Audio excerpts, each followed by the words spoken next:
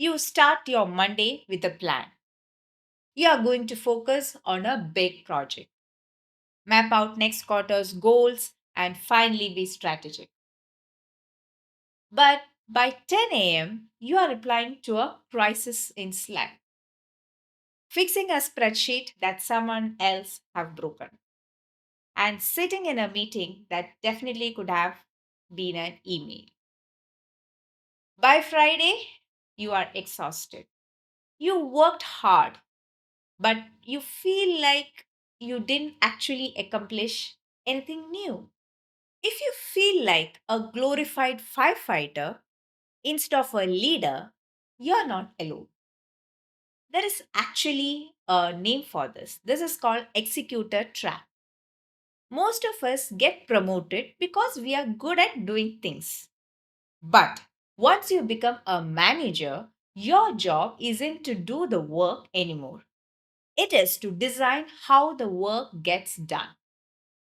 Today, I am going to tell you how to escape the operations trap and reclaim your strategic brain without working more hours. First, let's clear up a massive misunderstanding.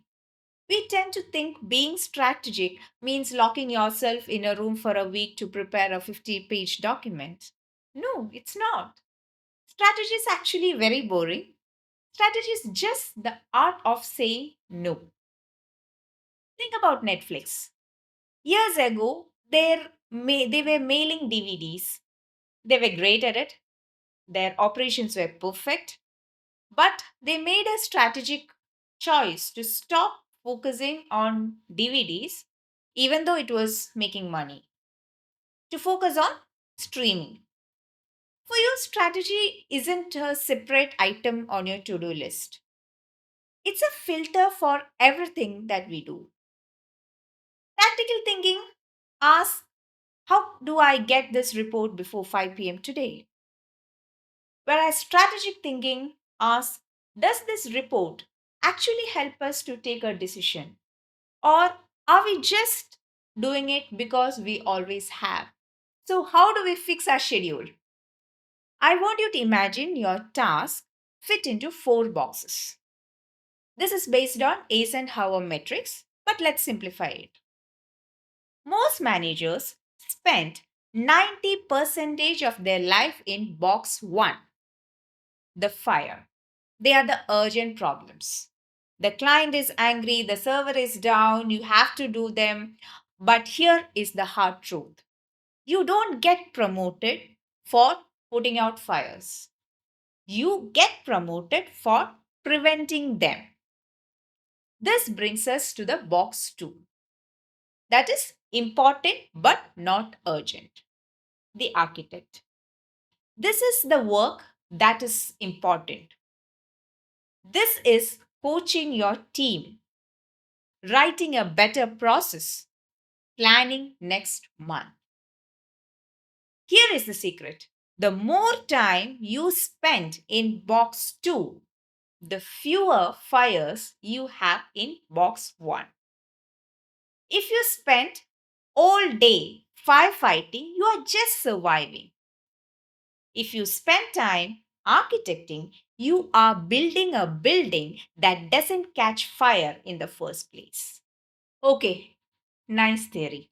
But how do you do when your boss is emailing you every 15 minutes? You don't need to change your entire life. You just need the 2 hour rule. And what is that 2 hour rule? Look at your calendar from last week. I want you to just find 2 hours where you were doing busy work. Maybe a recurring status meeting where nobody listens, or formatting a slide deck that junior employee could do. Either cancel it, automate it, or delegate that task.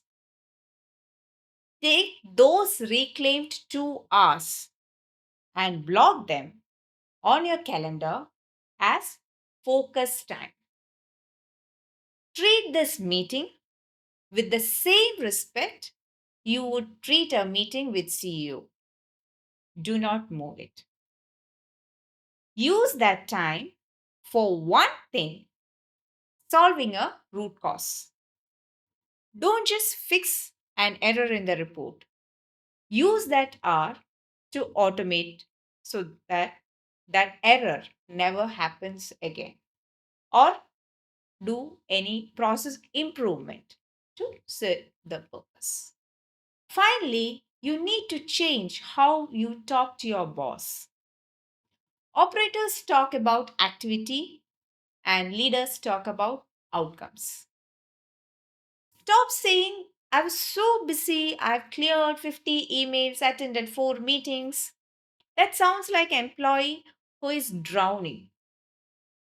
Instead, start saying, I spent time streamlining our intake process, which will save the team 5 hours next week. That sounds like a leader who is building. When you talk about fixing the machine rather than just turning the crank, people start seeing you as strategy. Here is the bottom line: drowning in operation isn't a badge of honor. It's a signal that you haven't still built the system to lead it. Start small, reclaim just 2 hours for this week, move from being the firefighter to architect. I'm really curious to know what is the one busy task that you have identified, and let me know in the comments below. Maybe I can give you a tip how to automate it. Thanks for watching. This is Arya Suresh signing off. See you in the next one. Bye.